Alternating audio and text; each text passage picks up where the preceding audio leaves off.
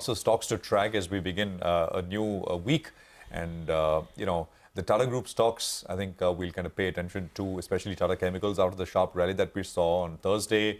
But there are many other news-based stocks as well. The first trades are coming up. So it's a slightly lower start in the Sensex.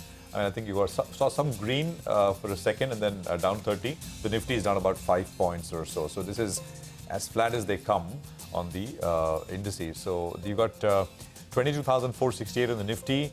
Bank Nifty is down about 0.25%, 47,719.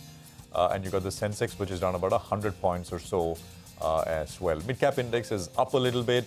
And I think we'll have the small-cap index for you shortly as well. Market breadth is a little over 2:1. But these are, stocks are just opening, so too early. But that's what we have. Absolutely flat right now. Sonia is here with more rates. Sonia. Oh, thanks a lot for that. So as you rightly pointed out, it's flat for the frontline indices. But if you look at the broader markets, right, that's where a little bit of the pressure is creeping in right now. The Bank Nifty is also down about 110 points. And I think the small cap index is the one that started with a little bit of pressure. Mid cap index is absolutely flat as we speak. Just a couple of stocks to start off with. HDFC Bank, let's take a look at that. CLSA has downgraded HDFC Bank to an outperform from a buy, cut its target price to 1650 from 2050. So that stock is under a bit of pressure. M&M is the other one on the flip side, which is looking good. HSBC has raised the target price on M&M to 2300 from 1900 earlier. Interglobe Aviation, that large block deal in the works. Gangwal is looking to sell 5.8% stake. So Interglobe Aviation seeing some pressure there, down almost 1.5%. Insurance companies are also in focus this morning. You have Max Life, SBI Life, ICICI Pru, all reported very strong data, both in terms of the APE growth as well as the premium growth this time. So all the insurance companies should come up for you in a bit.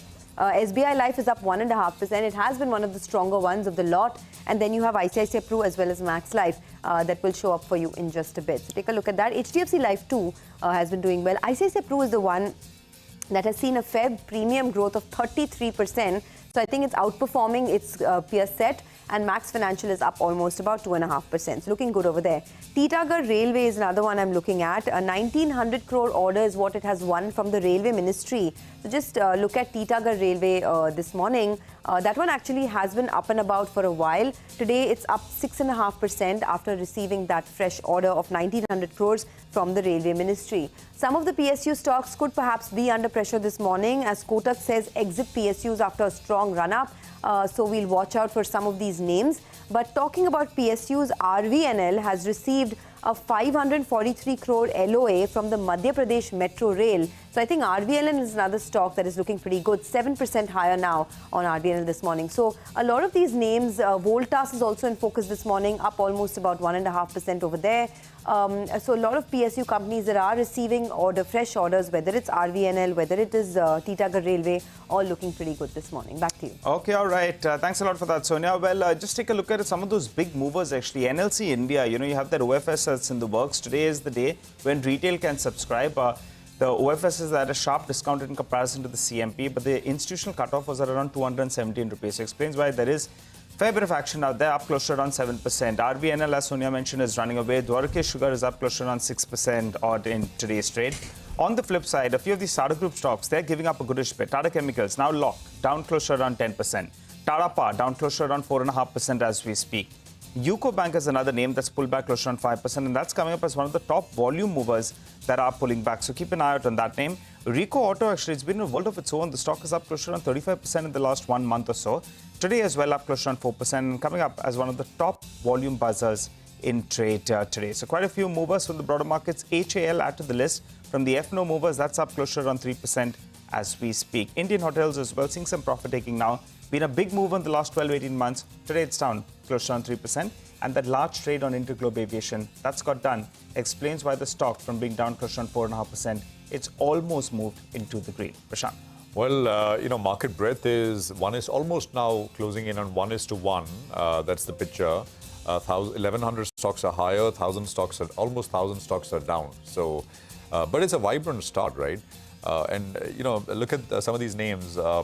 Top of the list, of course, is still RVNL, I think, as Nigel mentioned. HAL is up about 3%, NLC India. So it's all PSUs. The three top volume-led gainers on the NSE are all PSU names. Two are up 6% and HAL is up 2.5%. Max Health is up 3%. Max Health has been recovering, coming off the lows slowly but steadily. The low, of course, last week was, I think, about $700, at about 770 now. The life insurers, ICICI Pru is up another 3.33% or so. Again, ICICI Pru has moved up from about 530, 3-4 days back to about 600 plus now. Suzlon reversed after selling off. I mean, you know, it had hit a low of about 37 last week, and it's back at about 42 now, just under 42. Titagarh, I think we mentioned. There is what else? Lodha, that is Macrotech Developers, 7% move on Lodha. It's coming up with large volumes for this point in the day. There is Torrent Power, which is up about 3.33% this morning. So there is, you know, a movement there. Max Financial Services, so these insurance companies, look at GIC, RE, reinsurers as well. They're all looking good. Ethos is another one, which is up about 4.5% right now. By the way, as we speak, market breadth is flipped. But I just want to focus on some stuff on the downside as well. Tata Chemicals, of course, it's down 10, 1183. I mean, it rallied from 950. A one-way 40% rally from 950-ish levels. Tata Power will come up. Tata Power was up 8% on Thursday. It's giving back 4% this morning. Tata Consumer also moved. It's down 3% this morning.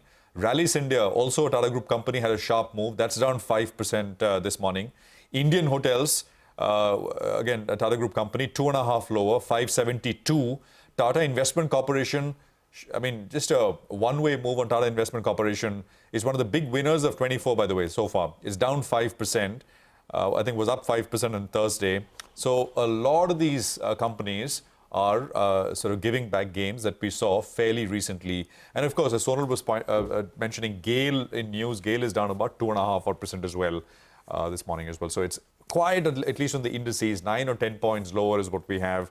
And market breadth is, I mean, flipped into the negative slightly, but it's happened already. Mitesh is with us still. Mitesh, quick view on the open and any trades here? So no, I'm not taking any index trades, purely because of the fact that it's a very quiet day as of yet. But my belief is that the trend is up. So if we get this dip, kind of goes down to about levels of 22,420, 22,430 zones, then I think taking a long trade with a stop below 22,390 could be a good idea. I'll wait for that dip, intraday dip, if it happens. Otherwise, just patiently watching the market, seeing if there can be any stocks to be traded on the long side. All right. Mitesh, we'll come back to you for more a little later. Appreciate you joining in. Hiren Ved is joining us now, Director and Chief Investment Officer, Alchemy Capital Management. Hiren, good morning. Great to have you with us here on the program. Thanks very much. Hiren, let's just start by talking about the PSU call from here. Our colleague Hormuz was summarizing what the folks at Kotak are saying. They're picking out some of these stocks and saying, well, valuations are just absurd now in many pockets. It's obviously one can't make a sweeping generalization, but what are the pockets you like and what are the pockets you'd avoid there? So I think, PSUs in general have been the leaders of this bull market, right? Obviously one has to be pretty selective, but I think the starting point was two. One is that the valuations relative to everything else in the market were cheap to begin with. And secondly, the largest strategic shareholder, which is the government of India, right? They have taken several steps across businesses to increase the value of the PSUs. And while I haven't read the entire report, but I think I did see a headline which says that it's all top down.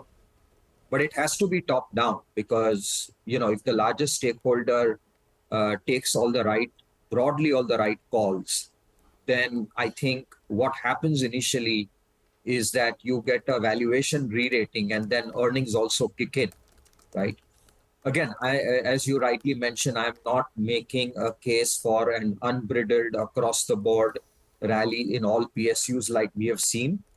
But I think there is merit in a few select PSUs where I do think that the trajectory of business has substantially changed, especially if you look at the defense pact and the kind of order books that have come, or in some of the power utilities where suddenly power has become a growth sector from a utility sector. Okay, interesting. By the way, one space that's really surging, and I think Prashant also mentioned it, is the real estate space.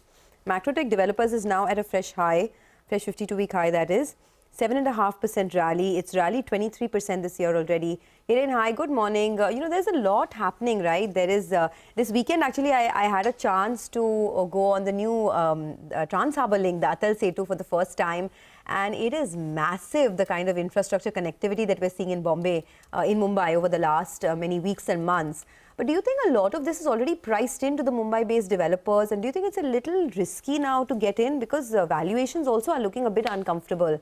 Your thoughts on the real estate space, specifically the Mumbai-based guys? Now you have Prestige also that's entered this space. So, Sonia, I think overall, real estate as a sector is likely to do very, very well. Mumbai also, by the way, is one of the largest markets and one of the largest premium markets for real estate in India, along with NCR and Bangalore. But I think Bombay and Delhi in that way stand out because the propensity to buy premium real estate is unparalleled in these two cities, right? I think I wouldn't, again, one has to be selective, but I think the real estate sector has a long, long way to go, in my view. There will be intermittent bouts of correction and consolidation, but we continue to be very, very bullish on if you're asking me Mumbai real estate, I think real estate in general, we are very positive. But I think even Mumbai real estate will continue to do quite well, even from here. Okay, Mumbai real estate. All right. Hi, Ren. Good to see you in. I wanted to ask you about what's your view with regard to this entire aviation space? We had a large trade that took place on Interglobe Aviation a few minutes ago. More than 5% equity changes hands. The stock was down 4.5%. The kind of appetite we're seeing, stocks moved into the green. So, we know about the rising airfares, leisure travel as well. How would you approach this space? There are only two options. One is SpiceJet, which has been a big drag, but now they've got some funding. They're trying to turn things around. And there's Interglobe Aviation, which has been the leader of the pack. So, Nigel, frankly, we haven't looked at aviation, as an investment opportunity. Obviously, the choices are very limited. In fact, at this point in time, there's only one carrier that you can really bet on. But I think it's very symptomatic of the point that tourism as a whole is booming in this country, right? And I think there are several ways to play it. One is to play it through the hotel and the hospitality sector, but obviously, airlines is another way to play it. And at this point in time, there is really very little choice other than Indigo. We find it very difficult, because, again, airlines have done phenomenally well. But we've tried to play this theme more through hotels rather than through aviation. Okay. And what would the pick be out there? Well, all the hotel chains seem to be good, but I think our exposure is to Indian hotels. Okay, the exposure is to Indian hotels. The other stock that we have to look at this morning is Trend. Just look at the way it's zooming. A fresh high on Trend this morning, 6% higher if you can just pull up that stock. And it's had a dream run. I mean, this year Trend is up almost about, 40%? If you can just look at this, just look at the way it's booming now. In the 6 months, it's doubled the stock. This is a success story in affordable fashion, right? I mean, if you look at what Zudio has done in the last 6 months, Hiren, it's given stiff competition to almost all regional retailers, whether it's V-Mart, whether it's Style Bazaar, V2 Retail, whatever, right? And it's also come into its own in terms of an affordable fashion strong brand. But from a stock market angle, from a retail investor's perspective, do you think one has missed the bus on this one, or do you think that it's a long-term structural story? I think organized retailing in India is still very, very young. There is significant opportunity for growth.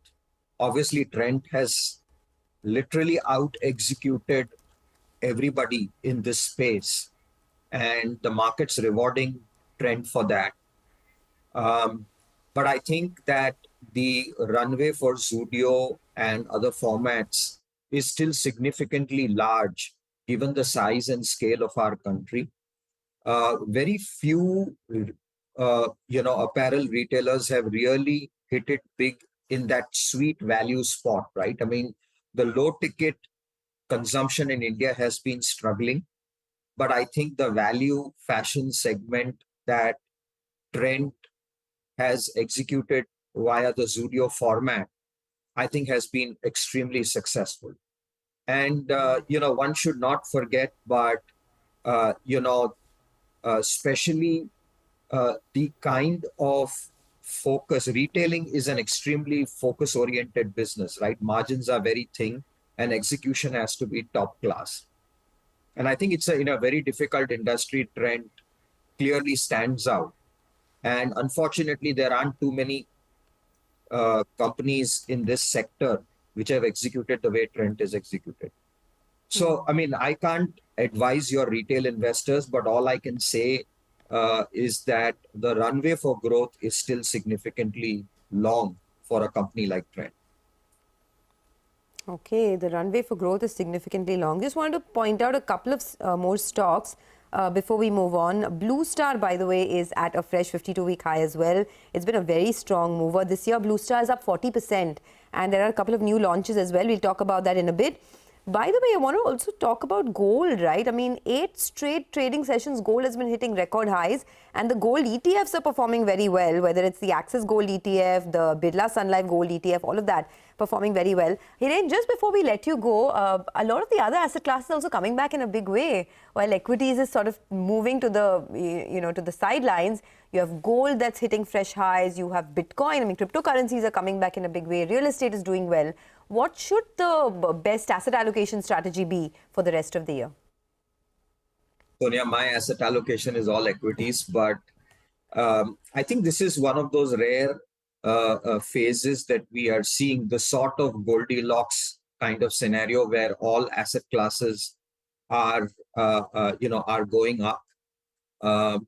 It also, to some extent, reflects the risk on globally. I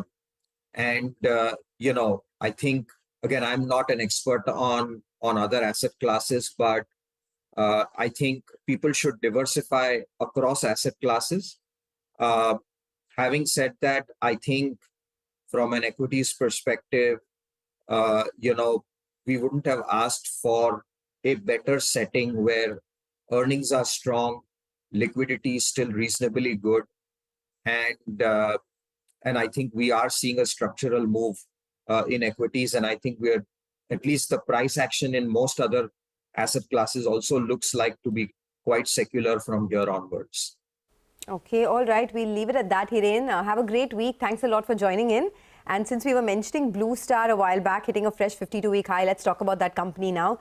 They've launched a new range of over 100 affordable and premium models of room ACs. And given the way the weather is going, looks like it's going to be a really hot summer for many of us, at least living in metros.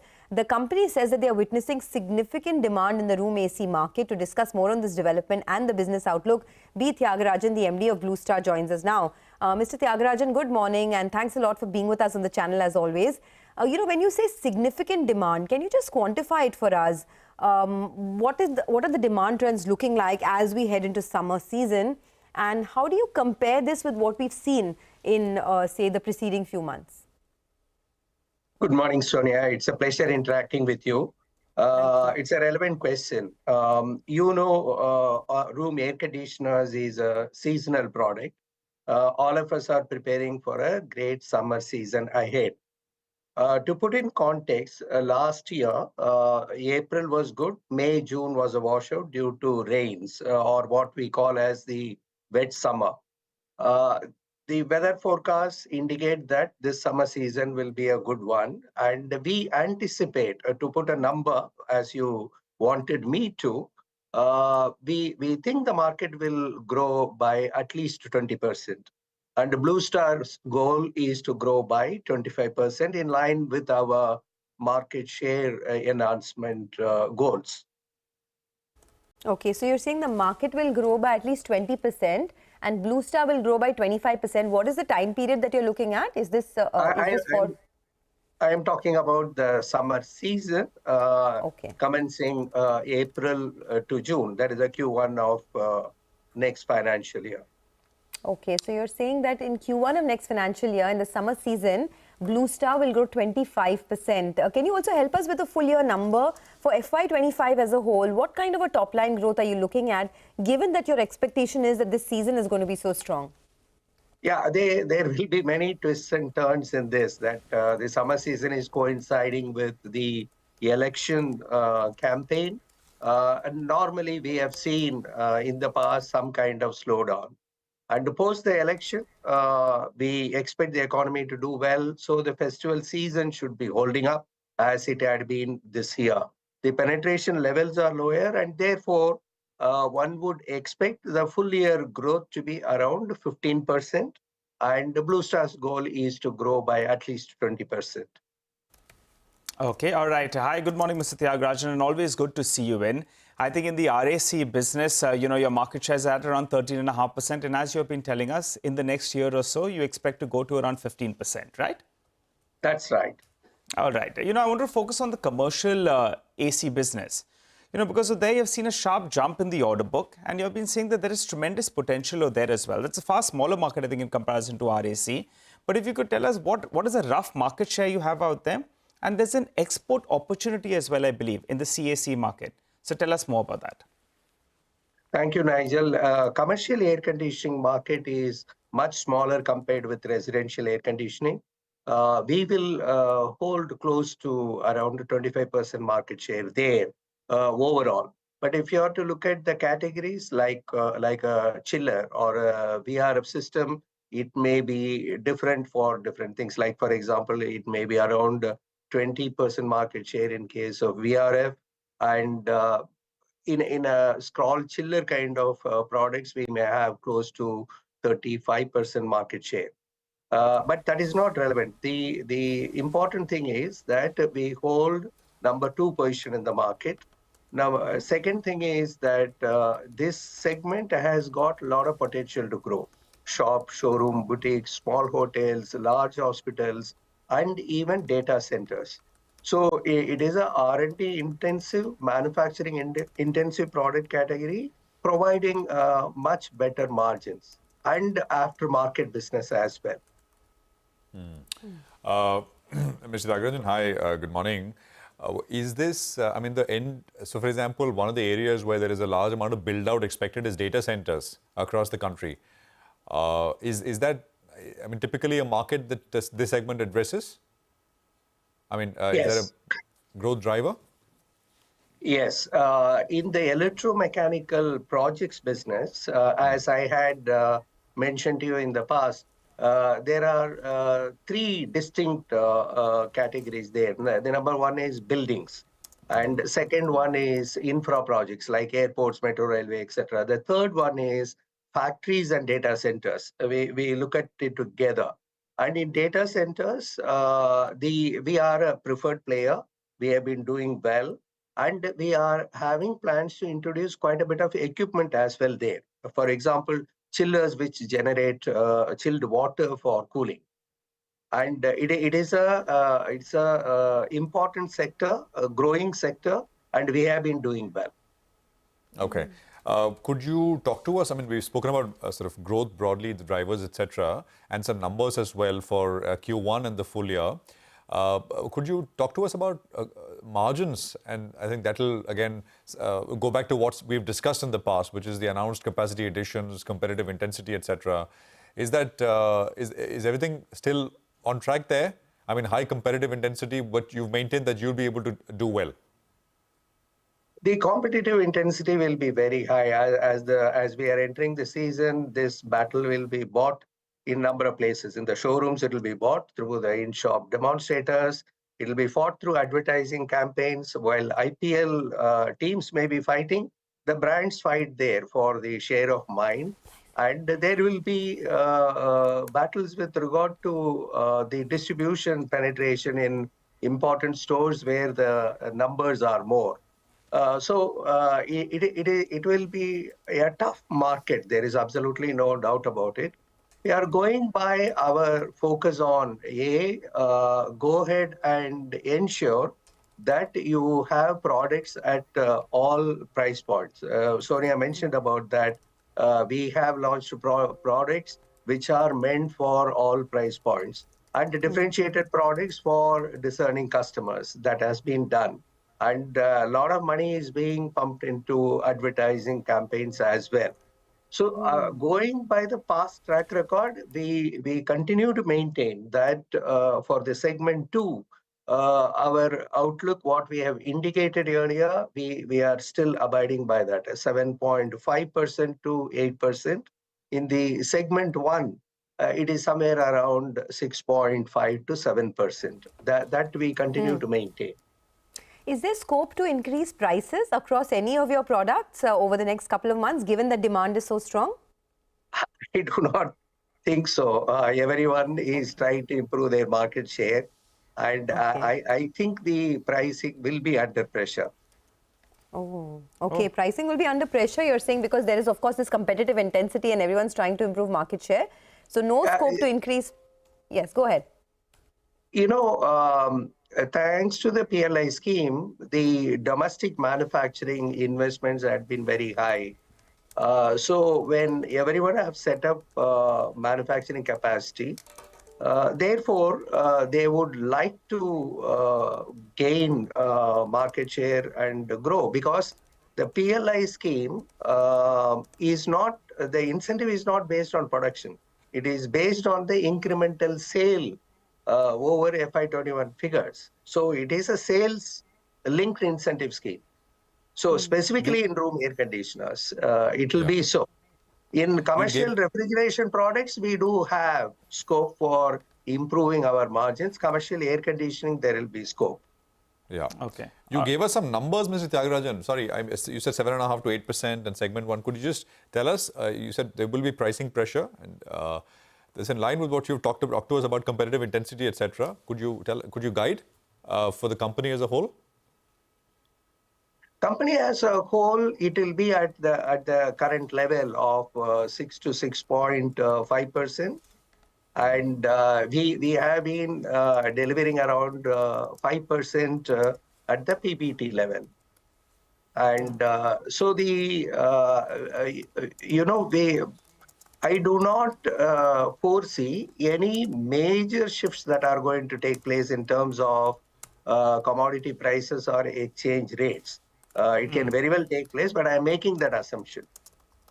Okay. All right, Mr. Tyagarajan, final question before we let you go. What should your revenue mix look like between RAC and non-RAC? Because there's a lot of focus, a lot of steps you have taken even on the non-RAC business. So what is it now, the revenue composition, and how do you see panning out? Nigel, it will become selective disclosure. The segment two, it includes commercial refrigeration products as well as room air conditioners. So I will not be able to deviate from that. So that you can make an assumption that the number of units that is expected to be sold this year is around 10 million units. Blue Star will cross the landmark of around 1 billion units. And we have just done some calculation. In the market, we have so far around 65 million units or 65 million air conditioners are functioning. Now, in value terms, our market share is around 13.75%. You can compute that as well within our segment two, how much is room air conditioners. Okay. All right, Mr. Tyagarajan, we'll leave it at that. Thanks a lot for joining in, and appreciate your thoughts here. So demand is very strong. Summer season is expected to be very good for the industry. A 20% growth is what they're looking at in room ACs. For Blue Star, particularly 25% growth. However, pricing could be under pressure because competitive intensity has picked up. Got that. Let's take a quick break on that note. On the other side, Jasbir Singh of Amber Enterprises will be joining in to talk about their business outlook going forward. Stay tuned.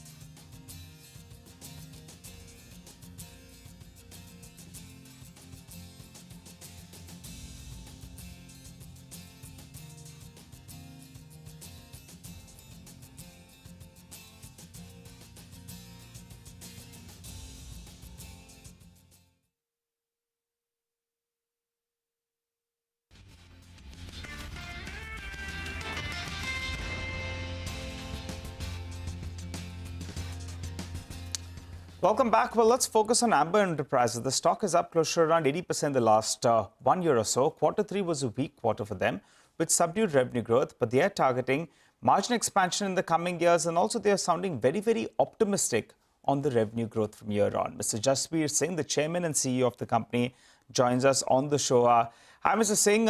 Good morning, and thanks so much for joining in. Well, the past quarter was a little bit weakish, but I was looking at your con call and you're guiding for far better times to come in FY25 as well as FY26. Give us a few details. What kind of a revenue growth can you look at? And also segment-wise, how do you see things panning out? Because I'm looking at your breakup, the electronic division as well as the railways and mobility division has been growing at a very fast clip. Please go ahead. Thank you for having me, show, and good morning. Yes, indeed, we started as a room air conditioner company, and then gradually we diversified into adjacencies, into electronics and railways, and then scaled those verticals up. In electronics, we are very optimistic. We started with PCBA 5 years back with just giving solutions in the space of air conditioners, and then we graduated into refrigerators, washing machine, other consumer durable products, and then we added wearables, we've added telecom, we've added smart meters now, and we've also added auto. And we are just about to get approval from the defense sector also in the electronics PCBA space. So we are quite optimistic, and plus we have acquired Ascent Circuits 60% stake, which strengthens our electronic EMS portfolio for the backward integration. It's a company which delivers complete PCB of applications in various single-sided, double-sided, and multiple-sided and multiple-layer PCBs. Overall, if I see, I think electronic vertical, we have already guided, and I'll repeat it, that we will double our revenues in next 2 financial years.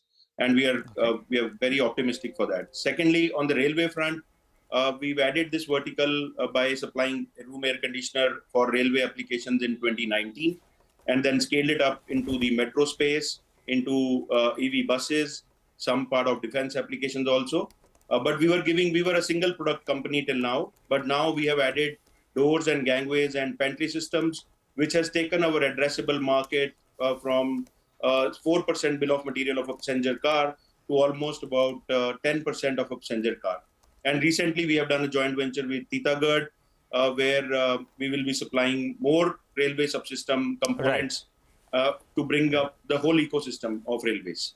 Right. All right. Mr. Singh, so you have given us a fair bit of detail. Consumer durable is still 72% of your business, but the focus on the other two businesses obviously is going to be increasing, since you're saying that the electronic division is going to double its revenues in the next 2 years. So give us a revenue composition. As of now, the consumer durable is 72%. You have electronic division at around 19-20%. And railways, which is growing very well, that's at around 9%. Say in the next 2 years, going by all that you're saying, you have done some inorganic growth, you're focused a lot on diversifying away from consumer durables. How does the revenue pie shape up? I think if I see last 4 years journey, we have shifted from room AC. Room AC has come down to 38% in the consolidated revenue, and now it will further come down to 30% in next financial year. And electronics from 19%, it will go to about 25-30% in next 2 years. And railway also will add from FY26 onwards, because we've taken a lot of projects. Order book is very strong, so that will start contributing significantly on the console balance sheet. Right. So these are all numbers for FY26, Mr. Singh, right?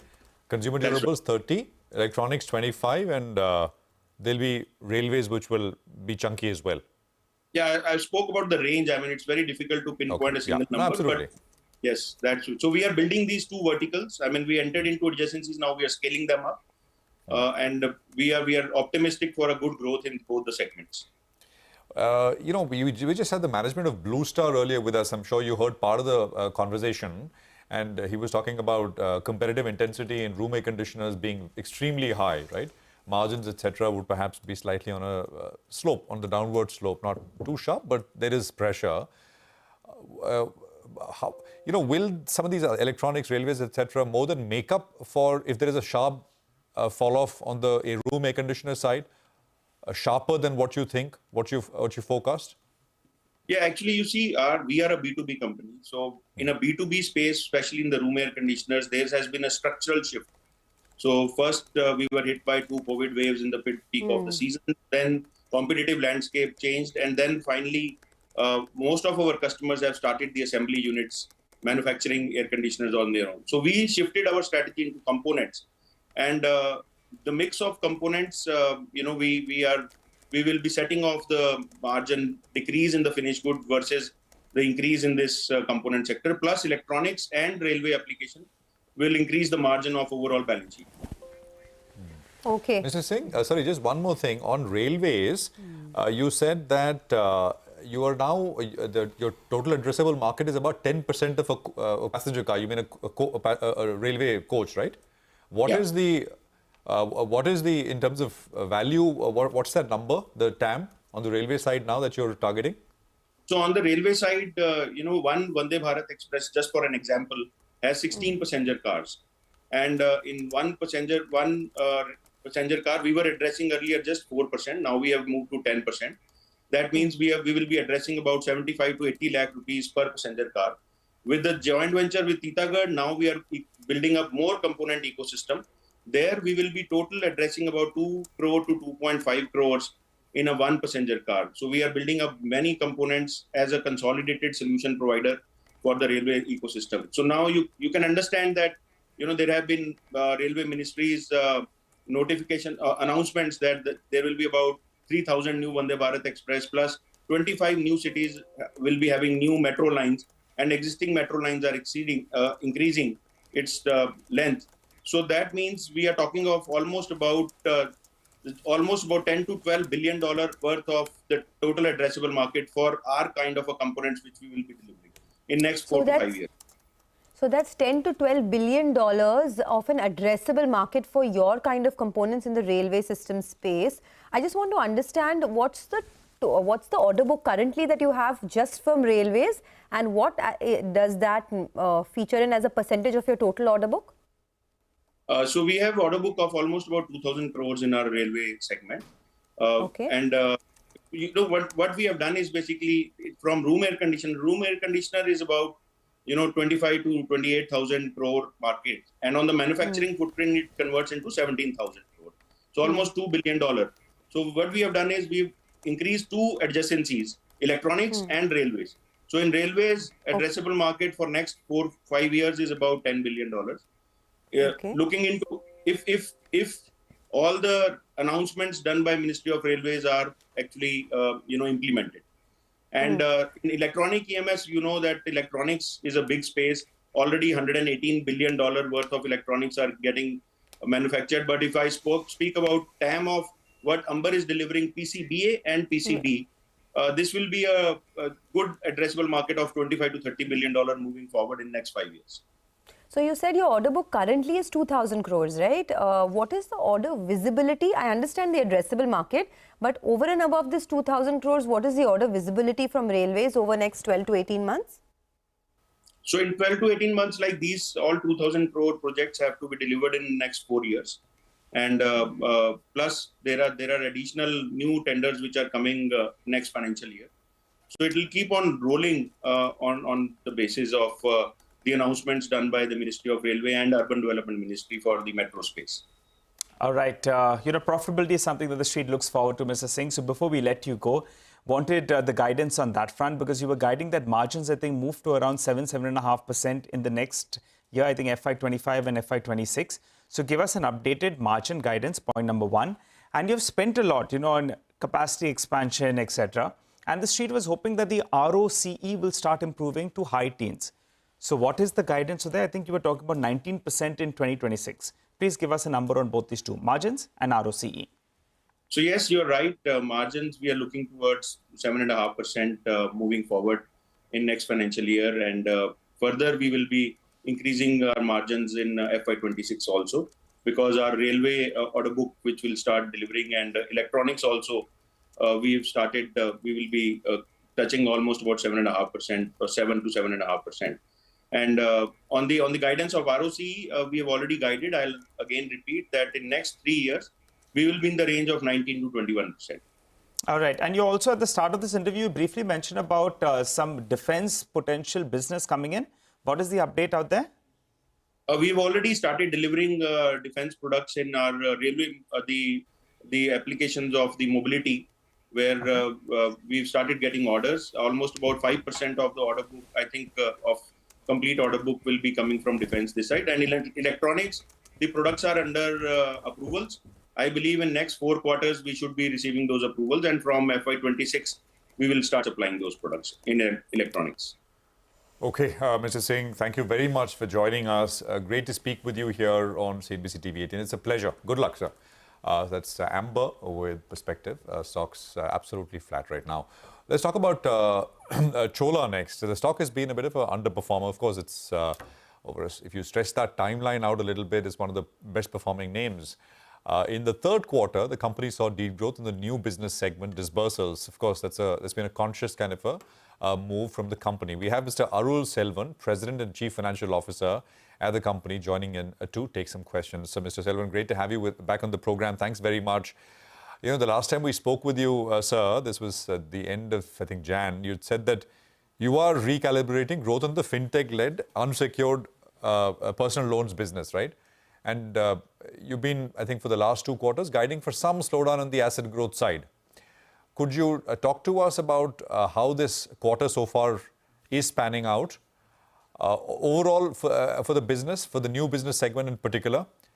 And second, lately we've seen so much more from the Reserve Bank of India. And the general impression the street is making of some of these circulars, etc., is that, you know, RBI is kind of stepping up. A lot of it, of course, is compliance-led with individual cases, etc., you might have noticed. So I just wanted your thoughts on that as well. How is that impacting any decisions you're making in terms of how you are sort of conducting business? Go on, Mr. Selvan. Yeah. So disbursement is doing well. As a matter of fact, quarter over quarter, that's Q3 over Q4, we should be better than Q3. But as I was indicating earlier, last year Q4 was a very good quarter. Last year Q4 versus this year Q4, you may not see a 40%, 30% level of growth levels, which we have seen in Q1 and Q2 of this year, primarily because the base was low. So you'll see growth happening. Growth is happening in used, growth is happening in PV, growth is happening in construction equipment. And heavies have also started growing a bit. So we should have a good growth. LAP and HL, which are our, the old products, which have now been scaling up in other geographies, is also doing good. So their scale up will also be, bringing in higher disbursements and thereby bringing up the closing assets.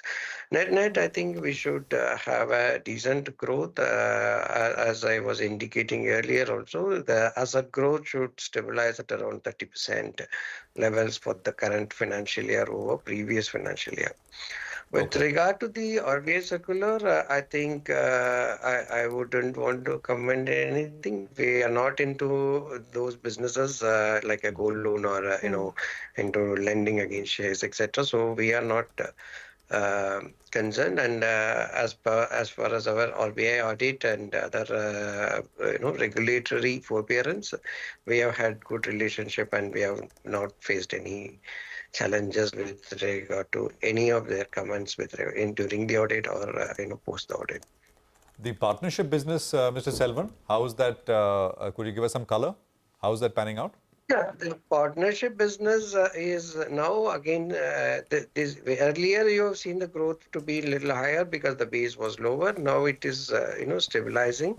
Yes, consciously we are also, wanting to little bit keep it on a much safer ground considering the regulatory forbearance out there.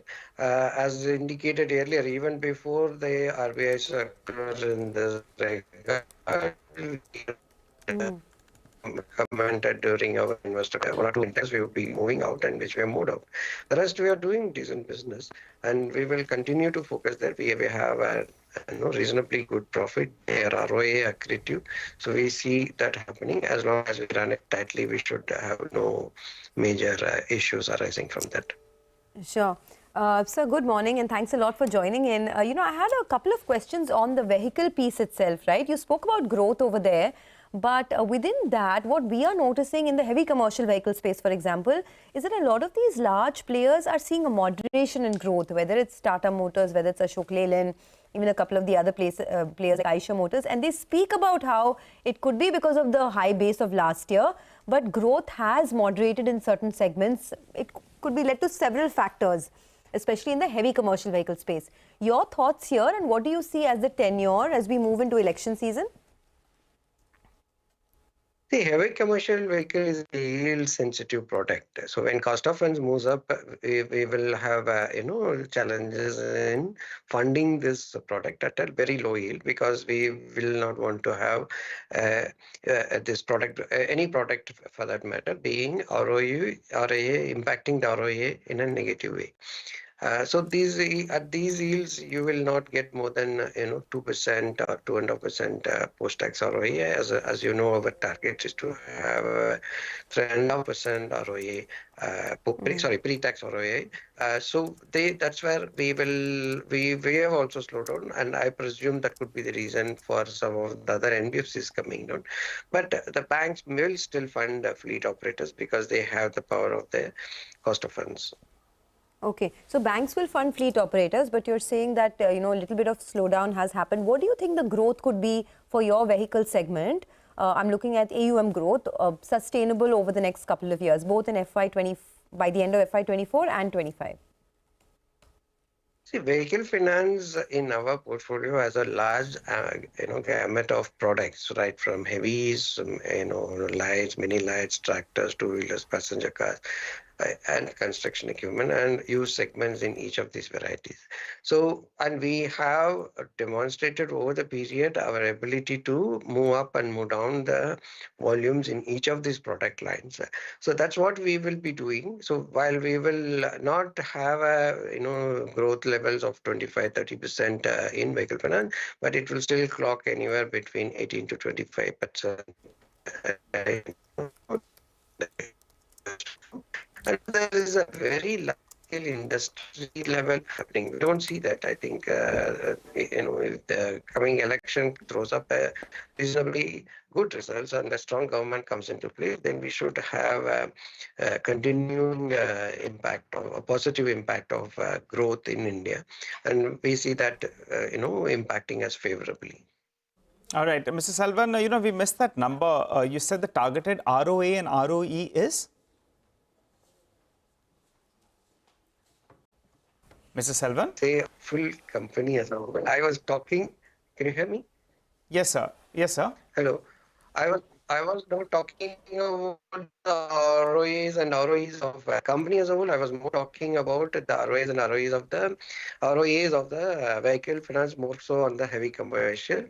Overall, I was telling that the company always targets a pre-tax ROA of around 3.5%. Yes, to that extent, we stick to our level. While we may not, we may be marginally lower or marginally different from our target in this current financial year, but I think over cycles, we should continue to achieve that. And with the new products kicking in, we should improve it in the years to come.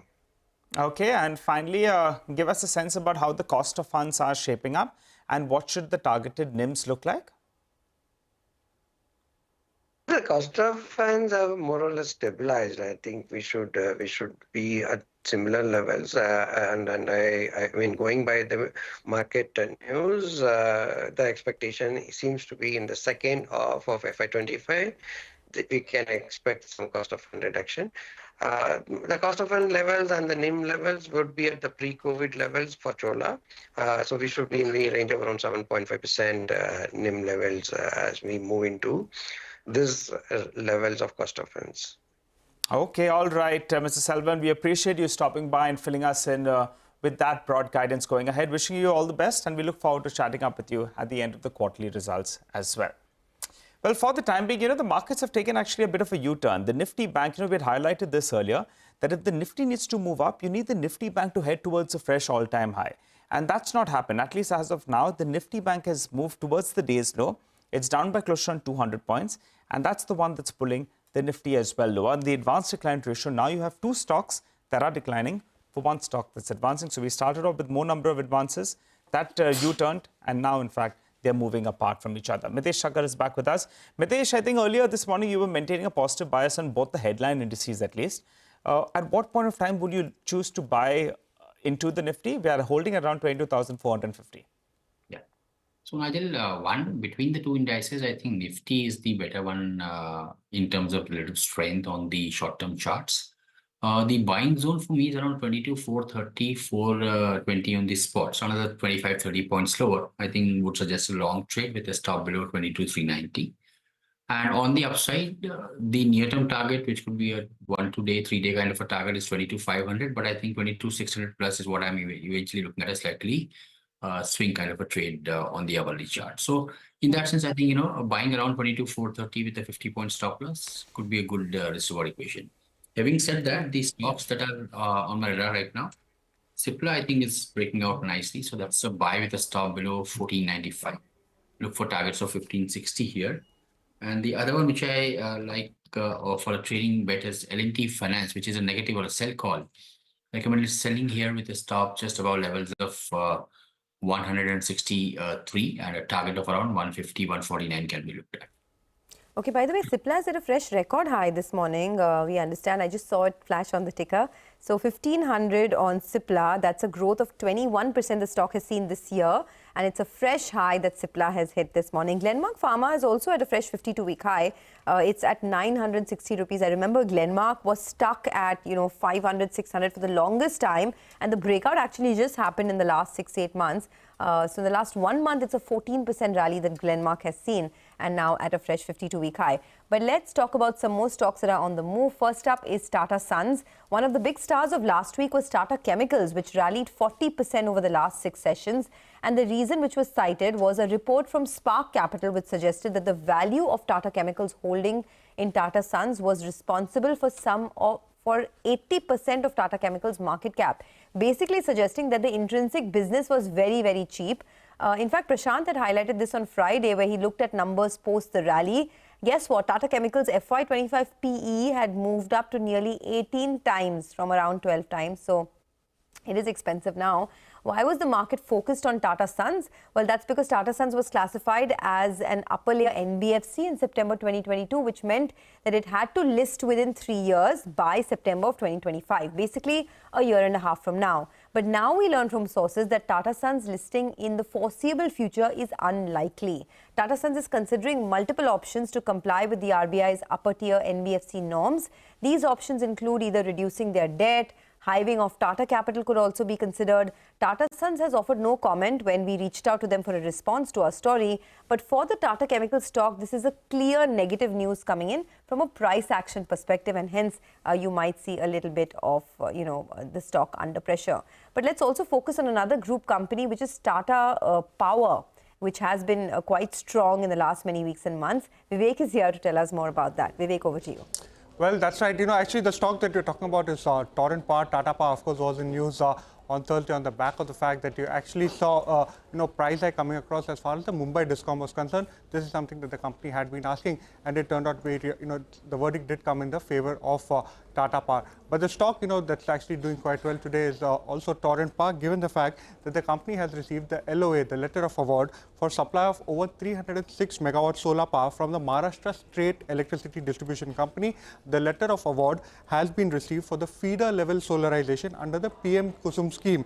And this particular project commissioning is expected over the next 18 months. The estimated cost that Torrent Power will incur is 1,540 crore.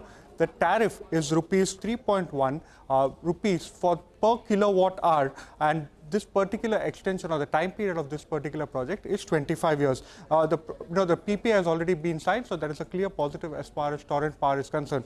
With this, Torrent Power's renewable capacity increases up to 1.7 gigawatt. Renewable capacity addition will move up to almost 3 gigawatts. So some positive development in terms of solar power capacity addition and the signing of the PPA for Torrent Power. Okay, all right, Vivek, thanks a lot for that. Well, time to slip into a short break, but on the other side, we'll focus on the commodity space. Manisha Gupta will be joining in. Stay with us.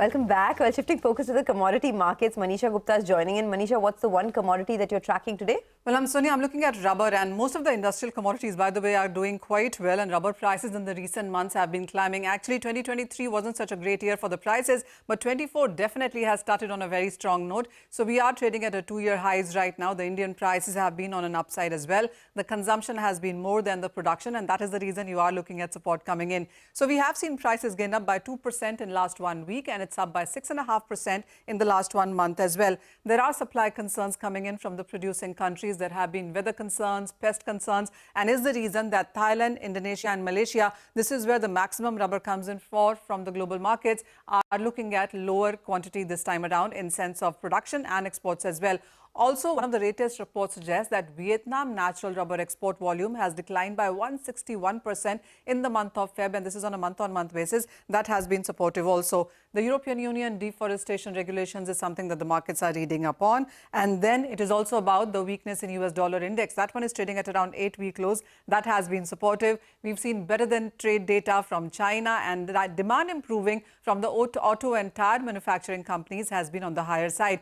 A report from S&P Global suggests that the global automotive demand in the month of Feb has gained up by 1.7% on an year-on-year basis. So rubber clearly seems to be taking all the cues from there. When you look at the international markets then, and we are looking at higher consumption patterns there too. When you look at the global rubber, well, the estimates for 2024 are that you could be looking at a production of around 15.05 million tons, while the consumption is anticipated at 15.52 million tons.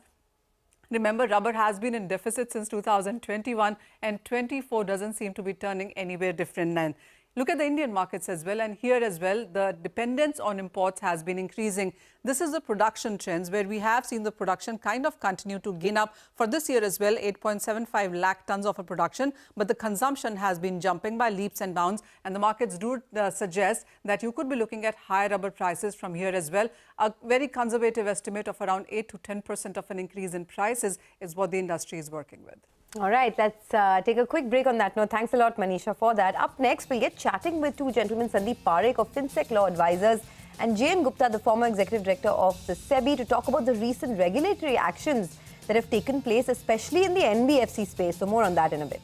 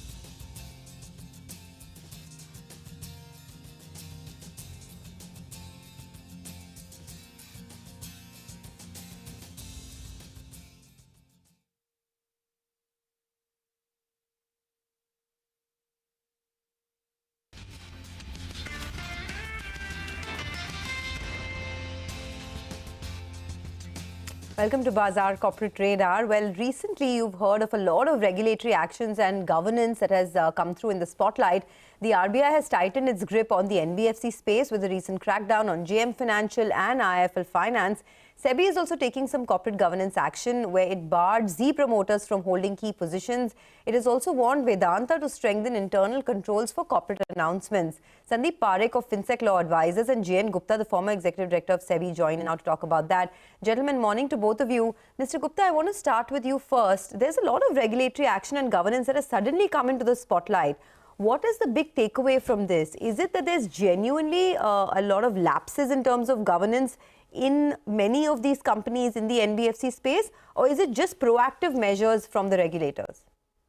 See, I would say let us not generalize anything at this stage. It could be one-off actions or it could be a signal for greater malaise in the system. We do not know at this stage. What we can say at this stage is yes, there are lapses at various levels, and both the regulators, RBI and SEBI, have come out with their respective orders or advisory, and actions is being taken. Now we have to see what happens thereafter.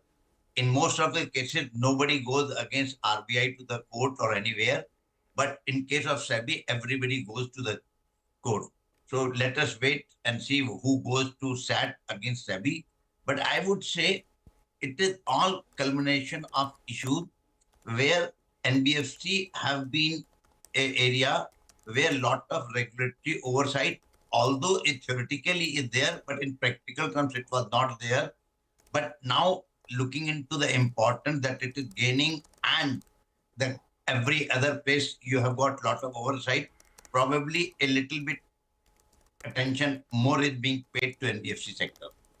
And that's always a good thing, right? I mean, as you said, we should not jump to conclusions at the moment. We're not sure if this is a larger malaise in the system or it's just a one-off case. Got that. Sandeep Parekh is also with us. Sandeep, eventually, of course, cleansing of the system is always good for the longer term. But what happens in the near term? Do you see such more of such instances come through? Because it's not just one instance, right? It was back-to-back many companies that were brought in the spotlight and governance issues spoken about as well, or at least allegations made. Your thoughts on how this is going to play out going forward? Yeah, hi, Punya. So I think I echo what Mr. Gupta just said. In addition, I think, really there are two separate things which are happening in parallel. And, I think it's good to kind of segregate the two. One is the enforcement action that you mentioned. And the second is the RBI is also trying to be a counter-cyclical regulator, which means, they have their eyes on inflation and they don't want too much money. They don't want too much fraud happening in the system, which they seem to suggest is going on. So I think it's the two things are going on at the same time, which is obviously having an even larger impact in terms of, how RBI is looking at NBFCs today. The second kind of point, preliminary point really is in terms of enforcement action. I think I don't think it's really connected to the first point of counter-cyclical measures. I think this is kind of trying to clean the market really, and like Mr. Gupta said, we'll see how much of it sustains and how much of it is kind of either turned down or stayed by appellate courts or in courts, etc. So I think enforcement action is completely separate from the counter-cyclical measures which RBI is doing, but they're happening at the same time. So it's looking kind of lot more harsher for the entire financial system compared to if they were not happening. And then finally, I think it is good that the cleanup is happening, of course, because in times of frauds is when the largest malpractices happen, or kind of people take it too easy. So I think it's probably a good time to kind of take enforcement action. Okay, good time to take enforcement action. Mr. Gupta, let's talk about the two incidents, right? And in the two spaces that it happened. So the RBI barred IIFL from giving any new loans against gold and JM Financial from giving loans against security. So there is gold, there is loans against security, there's also IPO financing on which the RBI is taking action. What is the impact that you think this would have on the markets? And secondly, do you see any more segments where there could be some stringent action or some proactive measures taken by the regulators? See, I will answer the second part of your question first. I am neither an astrologer nor a visionary to say that what further action would be happening in what space. But I would say the action that have been taken is very clear that these areas, either whether it is gold loan or loan against debenture or whatever IPO financing, was an area, although everybody has been talking, but it was not looked into that seriously. Now the two cases have come to the light. It will have a cleaning effect in the system, because now those people who were in the comfort that, okay, we are away from the radar of RBI or SEBI, would wake up and say the action could be taken. So I would say in a long term, it is a positive for the market and the system, as the integrity will improve as more and more cases, if at all, comes into the open, so that the company or anybody who's involved in this would think twice or thrice before doing anything which can be caught or which will be on the other side of the regulation. That is one part. The second part is this. This should also give some sort of a indication to the customer also that, look, what you have been doing was not permitted or what not on the right side of the law. And maybe some customers will also be enlightened and will stay away from this. But again, the memory is short. Something will happen after 1 or 2 years, people will forget it and may start doing again. So that is where the problem will remain for regulators to all tend to come. Sandeep, a final word from your end. This seems to be a widening crackdown on the sector on the whole, right? Many segments are being targeted. It's not just a one-off. What do you think the repercussions of this could be? So I think, like I said, I think two parallel things are happening. One is crackdown on the liquidity, and the second is kind of a crackdown on the enforcement side. And I think one thing which I think the regulators need to do better would be to kind of, for instance, RBI should come out with a detailed order, as does IRD and SEBI, so that people can judge for themselves. As the national justice requires a detailed order as to what went wrong, and again, it would help the entire system itself. They know what to do, what not to do. So I think these one-page orders are kind of not helpful for the system as such, because people don't know what has been violated, when it has been violated, whether the punishment was proportionate to the offense created. So I think I think RBI needs to learn a bit from SEBI in terms of its national justice process. All right, gentlemen, we could have continued this discussion endlessly, but we have to sort of wind down the show. Mr. Gupta and Sandeep, thank you so much for joining in. Always a good thing when such issues are taken up and, such malpractices are put an end to, and the regulators are doing just that. With that, it is a wrap on Bazaar. Thanks a lot for watching, but don't go anywhere. Lots of stock action coming up on our next show, Chartbusters. Stay tuned.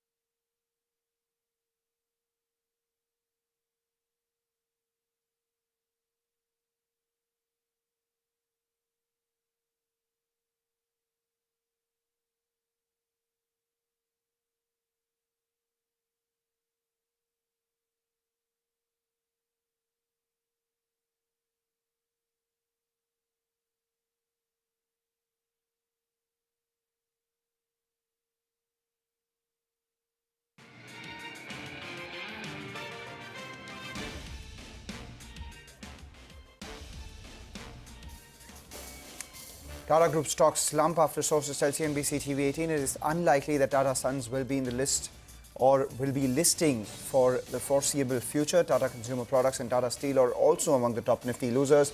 The biggest of them, although, is Tata Chem, down 10%.